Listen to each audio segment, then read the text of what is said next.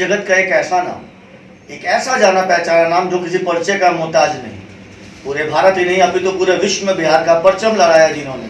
जी हम बात कर रहे हैं डॉक्टर शकील मोइन की। शकील मोइन जी भाषा समन्वयक, जातिगत सौहार्द आदि के प्रति बहुत ज़्यादा जागरूक है। आइए आपको रूबरू करवाते हैं डॉक्टर शकील मोइन साहब से।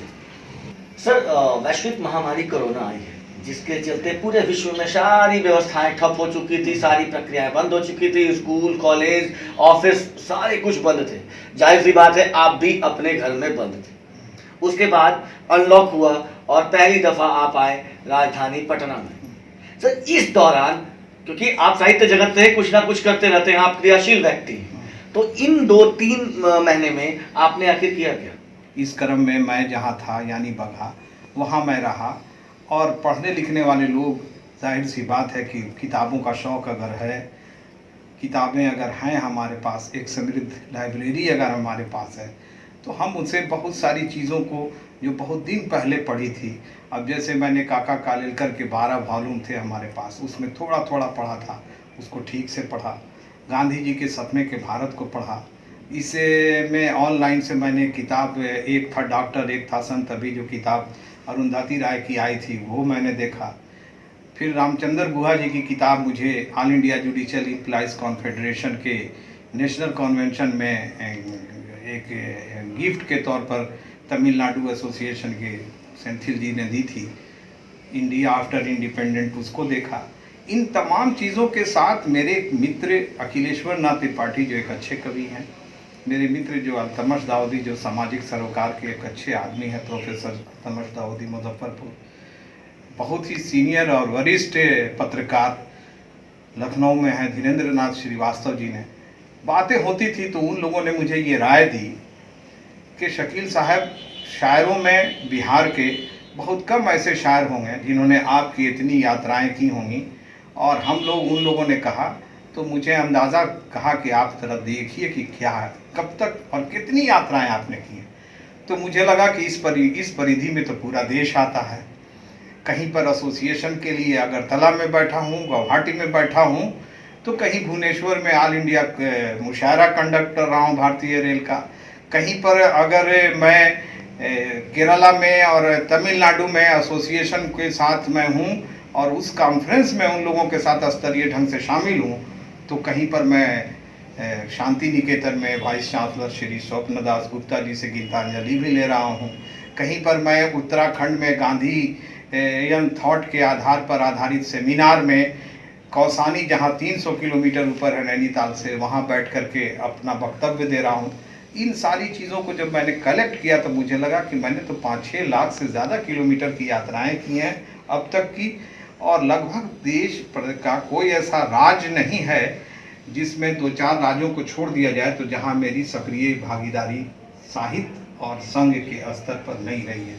तो उन लोगों के मशवरे से मैंने कुछ फ़ोटोज़ को जमा करना शुरू किया जो उन लोगों ने निर्देशित किया, और ये एक अजीब और विचित्र बात हुई कि मेरे कुछ शेर, मेरी बहुत ही मास्टरपीस नज़्म मज़हब और भाषा जो पूरे देश और विदेश में सराही गई है, वो इन सबों के साथ उन लोगों ने एडिट किया उस संकलन को।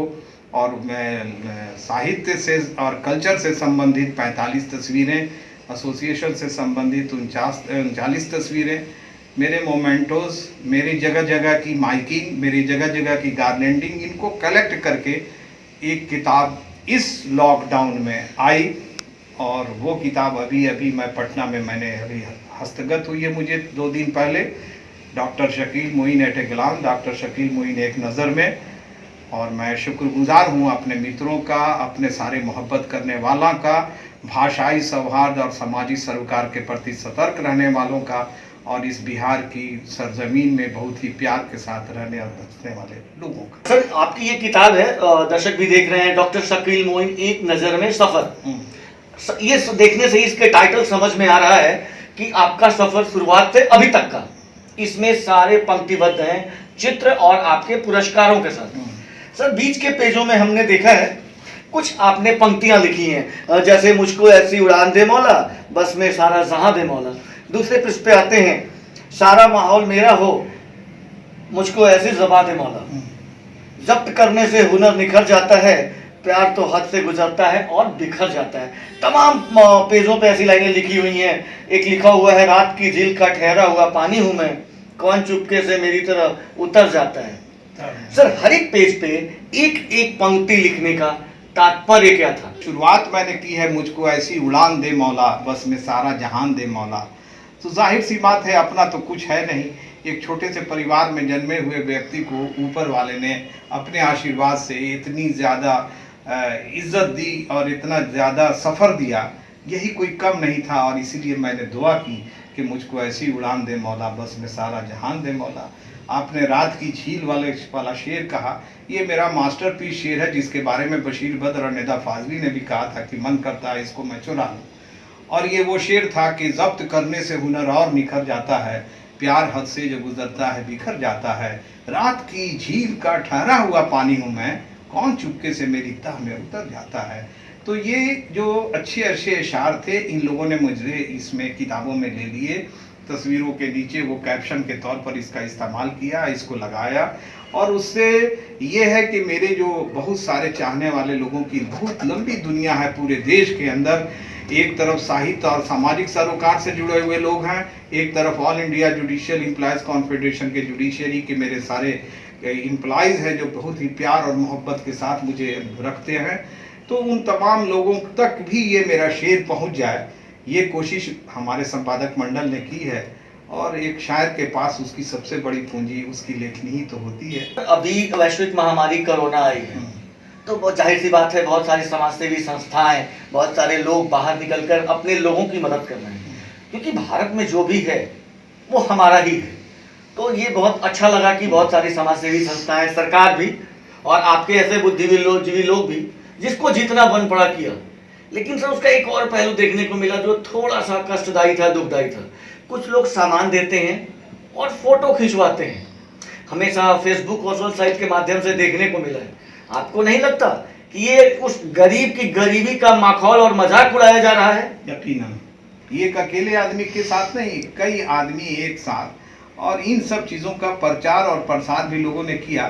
ठीक है, हल्का फुल्का अगर ये प्रचार हो तो एक बात जमती है कि इससे नेकी करने का जो जज्बा है वो उरूज पर जाता है, नेकी करने के जज्बे के हौसलेमंदी को बढ़ावा मिलता है।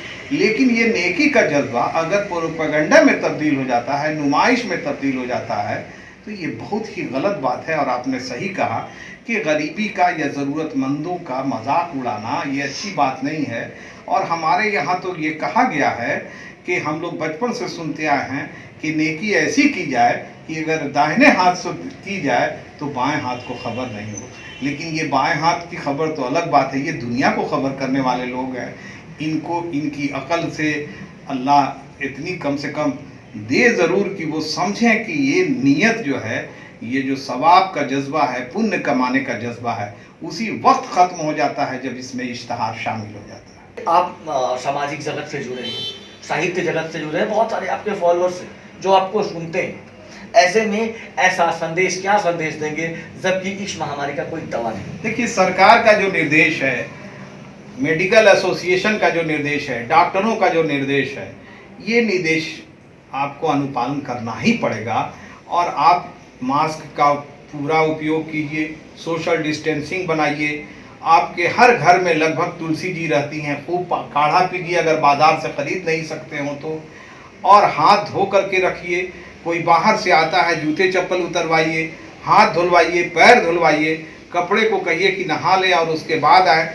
ये सब चीज़ें से आप और कुछ नहीं तो बचाव का एक बड़ा काम तो आप कर ही लीजिएगा। विगत 40 वर्षों से आप मुशायरे के क्षेत्र में हैं, साहित्य जगत से जुड़े हुए हैं।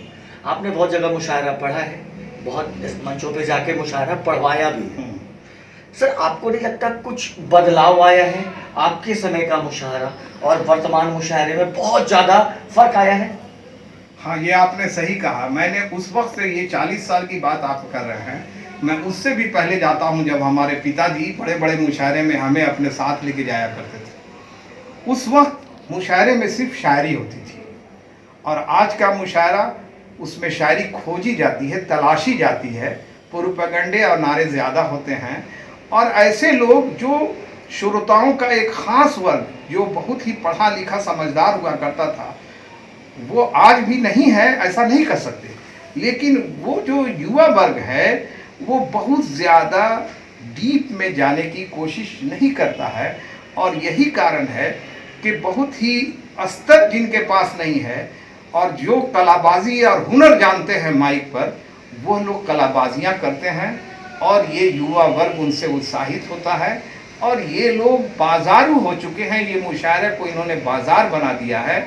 और अच्छी, चाहे वो अच्छे शायर हों और चाहे वो अच्छी शायरा कवित्रियाँ हों, इन लोगों की पहुँच मुशायरे की स्टेज पर अब नहीं रह गई है। उस कदर लटके झटके वालियाँ पूरे मेकअप के साथ क्या फिल्म इंडस्ट्री में मेकअप करेंगे, शायरी का कोई पता नहीं।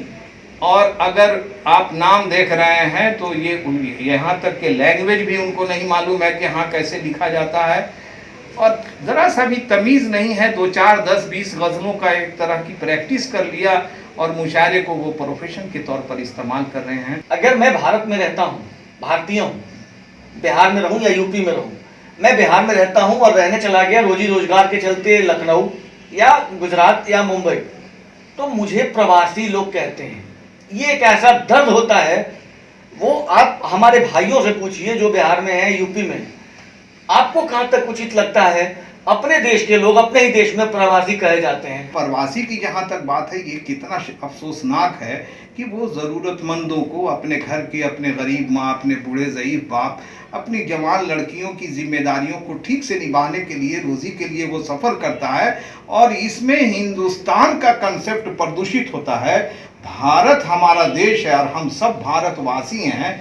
ये जो बात है ये कहीं ना कहीं से प्रश्न चिन्ह पर लाती है इस प्रवासी शब्द से, कि हम भारत में कहीं भी जाएं, किसी जगह जाएं, कहीं रोज़ी कमाएं, कहीं से आएं, प्रवासी क्यों कहे जाएंगे।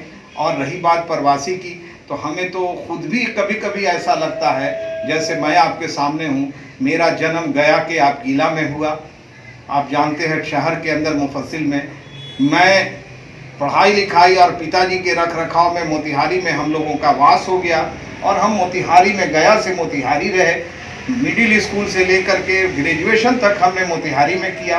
वहाँ की संस्थाओं में रहे, वहाँ के लाइब्रेरी के उर्दू लाइब्रेरी की जो 100 साल पुरानी है, गवर्निंग काउंसिल के में मेंबर रहे, वहाँ के अंजुमन इस्लामिया के जो इलेक्टेड है पूरी बॉडी, उसमें मैं रहा, उसका ज्वाइंट सेक्रेटरी भी रहा। उसके बाद मुजफ्फरपुर में पोस्ट ग्रेजुएट और पीएचडी के सिलसिले में वहाँ रहा, तो मुजफ्फरपुर भी घर जैसा रहा। और फिर जब मैं सर्विस में आया, आप जानते हैं कि मैंने सेवानिवृत्ति ली एडमिनिस्ट्रेटिव अफसर से, रिश्तेदार के पद से मैंने सेवानिवृत्ति ऐच्छिक ले ली, क्योंकि साहित्यिक सरोकार और कुछ ऐसे अपने ज़रूरी काम थे, पत्नी की बीमारी जो न रह सकी बेचारी, आखिर वो चली गई। लेकिन अब मुझे कहिए कि गया से मोतिहारी गया, मोतिहारी से बगहा गया, मुजफ्फरपुर आया, तो मैं बिहार में भी यत्र तत्र रहता हूँ, तो सबसे बड़ा प्रवासी तो मैं खुद हो जाऊँगा। तो ये जो कंसेप्ट है प्रवास करने का, ये प्रवास नहीं, ये परवाज़ है कि आदमी अपनी बुलंदी, अपनी बड़ी बढ़तरी, अपने रख रखाव और अपनी जिम्मेदारियों के लिए यहाँ वहाँ सफ़र करता है, और वो साबित करता है कि हम सिर्फ बिहार के ही नहीं हैं, गुजरात भी हमारा है, दिल्ली भी हमारा है, महाराष्ट्र भी हमारा है, और इन सब मिलकर के भारत हमारा है। ये साबित होता है। ये क्यों नहीं कहा जाता है जो उसको मजबूर, लाचार और बेकस बनाते हुए प्रवासी कहा जाता है।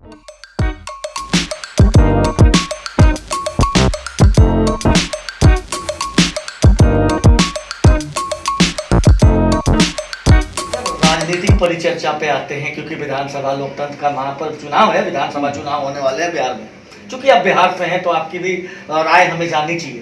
लेकिन उसके पहले जो आपने कुछ देर पहले जवाब दिया था हमारे सवाल का मुशायरे पे, सर साहित्यकार हो या कलाकार, कहा जाता है वो चाहे तो तख्ता पलट कर देता है, तख्त पलट देते हैं, ताज पलट देते हैं।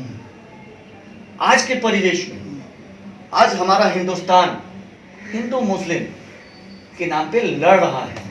आप चूंकि सामाजिक सौहार्द से आते हैं, भाईचारे और अमन की बात करते हैं, और किया है आपने। चाहे वो मुझे कोई कुछ भी कहे, 2008 से लेके मैं अभी तक नीतीश जी की अच्छाइयों को देखता हूँ बारीकी से, और मैंने उसके पहले का भी वक्त देखा है, खूब ढंग से देखा है और बहुत ही बारीकी से देखा है। एक बात आज आपको इंकशाफ करना चाहता हूँ कि 1974 में जब जेपी आंदोलन हो रहा था तो मैं उसमें इंटर में पढ़ता था, मैं बहुत सक्रिय था। पहले दिन अनशन पर मैं बैठा था और उसके बाद से मैं मजबूरियों के तहत नौकरी में आया।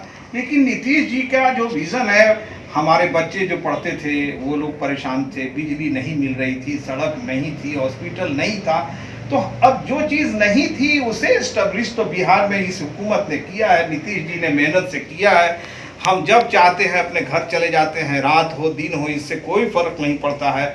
सड़कें बेहतर हो गई, बिजली लगातार आ गई, मरीजों का इलाज हो रहा है। रही बात तो हम तो अल्पसंख्यक समाज से आते हैं, वहाँ भी देख रहे हैं कि हज भवन में एकदम वीरानी रखती थी, सन्नाटा रहता था हज के बाद। वहाँ जाके देखिए गरीब लड़कों के लिए बीपीएससी की कोचिंग, दरोगा की कोचिंग, ये लड़कियों के लिए कोचिंग, ड्राइवर की कोचिंग, ये सारी चीज़ें चल रही हैं। अनुवादक के हवाले से बहालियाँ हो रही हैं। मदरसा के टीचरों को जो है पेंशन दे दी गई, उनको समकक्ष कर करके उन हज़ार परिवार को लाभान्वित भी किया गया। समाज के हर वर्ग, हर जाति, हर बिरादरी, अब बिहार के सारे लोगों पर नीतीश जी की पूरी बारीकी से नज़र है। और मैं यही कहना चाहता हूँ सिर्फ एक लाइन में, मैंने अभी तक पॉलिटिक्स न ज्वाइन की है और आगे मैं नहीं करूंगा, ये वादा नहीं करता हूं। लेकिन बिहार के अंदर जो माहौल में बनता जा रहा है और जिस तरह की भ्रांतियां नीतीश जी के विरुद्ध में फैलाई जा रही हैं, अगर ऐसा मौका आया तो मैं देखूंगा, तब मैं चुप नहीं रहूंगा। क्योंकि ये एक ऐसा व्यक्तित्व है जनाब नीतीश कुमार जी का, जिसके पास मिशन भी है और जिसके पास विजन भी है। डॉक्टर शकील मोइन एक नज़र में शीर्षक है सफर। उसका आखिरी पेज जब हम देखते हैं, 32वां पेज, उसमें दो आपकी जिक्र है कविताओं का। एक है मजहब, एक है भाषा। भाषा और मजहब दोनों में एक अन्योन्याश्रय संबंध है, दोनों एक दूसरे के पूरक हैं। बहुत प्यारा है मजहब, मजहब इबादतों से तरीका है। एक तो नज्म हो जाए तो हमारे दर्शक सुनना चाहेंगे। ये मेरी नज्म मजहब पूरे देश और विदेश में बहुत ढंग से सराही गई है। इसका ये सबसे बड़ा कमाल ये है कि इसकी सारी लाइनें मजहब शब्द से शुरू होती हैं और इसमें सारे धर्मों का समायोजन मैंने किया है सौहार्द के दृष्टिकोण से। और मैंने जो मजहब को समझा है वही यही है जो मैं सुना रहा हूँ आपके चैनल के माध्यम से अपने तमाम श्रेष्ठ श्रोताजनों को। और वो ये है कि मजहब, इसका शीर्षक है कि मजहब इबादतों के तरीक़े का नाम है, मजहब मोहब्बतों में सलीक़े का नाम है, मजहब है एक उसूल खुदा के दयार का, मजहब निशान राह है लोगों से प्यार का, मजहब है मीठी बांसुरी मोहन के तान की, मजहब में गूंजती है सदाएं अजान की, मजहब में होली ईद क्रिसमस की शान है, मजहब के दम से प्यार व मोहब्बत जवान है, मजहब गुरु की वाणी है, नानक का प्यार है, मजहब में गौतम बुद्ध की जीवन का सार है, मजहब ही सुरखरू है मोहम्मद सल्लल्लाहु अलैहि वसल्लम से, राम से, मजहब पुकारा जाता है ईसा के नाम से, मजहब गुरु की मानी है, नानक का प्यार है, मजहब में गौतम बुद्ध के जीवन का सार है, मजहब है जिसका जो भी बुराई नहीं करो, मजहब के नाम पर अब लड़ाई नहीं करो, मजहब है एक बुजुर्ग से एहतराम दो, मजहब को दे सको तो मोहब्बत का नाम दो, मजहब को सिर्फ प्यार और मोहब्बत पसंद है, मजहब इसीलिए तो अभी तक बुलंद है, अभी तक बुलंद है, अभी तक बुलंद है। ये थे डॉक्टर शकील मोइन, मशहूर शायर, मौर्या से सुरेश कुमार मिश्रा।